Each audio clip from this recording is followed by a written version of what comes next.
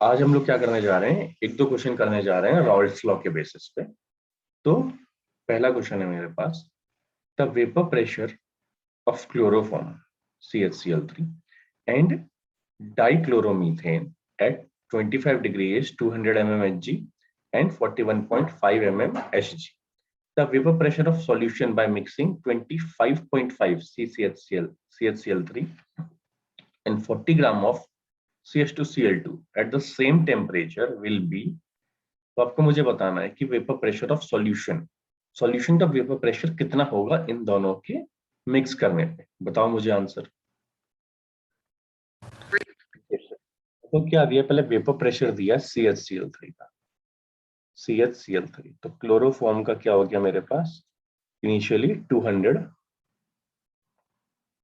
mm Hg। दूसरा P not of CH2Cl2 दिया है मेरे को 41.5 mm Hg। ठीक है, अब क्या है मेरे पास, मेरे को दिया है weight of solute. Weight of CHCl3 is 25.5 ग्राम। मेरे पास है molecular weight of CHCl3 is 119.5। उसके बाद मेरे पास वेट ऑफ CH2Cl2 है 40 ग्राम, और मेरे पास मॉलिक्यूलर वेट ऑफ CH2Cl2 है 85, है ना। अब देखो, अब इसने दोनों का वेपर प्रेशर दिया, इसका मतलब वॉलेटाइल है सॉल्यूट। सॉल्यूट क्या है, वॉलेटाइल। तो फॉर्मूला क्या लगेगा, P total is equal to P naught of CHCl3 into chi of CHCl3 plus P naught of CH2Cl2 into chi of CH2Cl2, है ना। ठीक है, अब थोड़ा सा स्लाइड कर लेते हैं। तो total pressure is equal to हो गया CH2Cl2 का, CHCl3 क्लोरोफॉर्म का क्या दिया इन लोगों ने 200। ठीक है, तो 200 इंटू, है ना। अब ये होता क्या है, mole fraction. Mole fraction is moles of CHCl3 divided by moles of CHCl3 plus moles of CH2Cl2, है ना। उस वाले में भी क्या है 41.5 into moles of CH2Cl2 divided by moles of CH2Cl2 plus moles of CHCl3। Next, अब मेरे पास क्या है, इनके मोल्स के लिए क्या होता है, किसी का भी मोल निकालना हो और वेट गिवन हो तो मोल्स ऑफ CHCl3 क्या लिखोगे आप, वेट अपॉन मॉलिक्यूलर वेट। क्या लिखोगे, वेट अपॉन मॉलिक्यूलर वेट, है ना। तो क्या हो गया मेरे पास 200 इंटू वेट कितना दिया है CHCl3 का, CHCl3 का वेट है CHCl3 का 25.5 ग्राम। तो ये हो गया 25.5 gram is divided by 119.5 is again divided by 25.5 upon 119.5 plus दूसरे का वेट है 40 ग्राम, 40 डिवाइडेड बाय 85 प्लस 41.5 इंटू ये क्या है ऊपर 40 divided by 85 upon 40 divided by 85 plus 25.5 divided by 119.5, 5। क्या ये आपने किया था?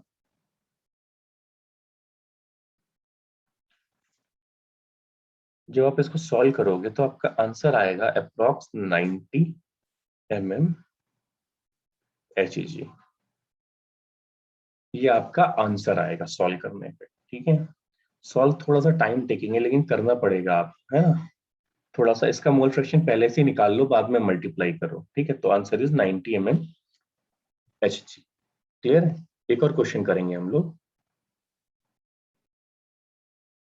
देखो नेक्स्ट क्वेश्चन है, in water saturated air, water और एयर की बात कर रहे हैं, ठीक है। एयर आपका सॉल्वेंट हो जाएगा, वाटर आपका सॉल्यूट हो जाएगा। The mole fraction of water vapour is 0.02, ठीक है। तो वाटर क्या है? Solute. If the total pressure of saturated air is 1.2, the partial pressure of dry air is, बताओ।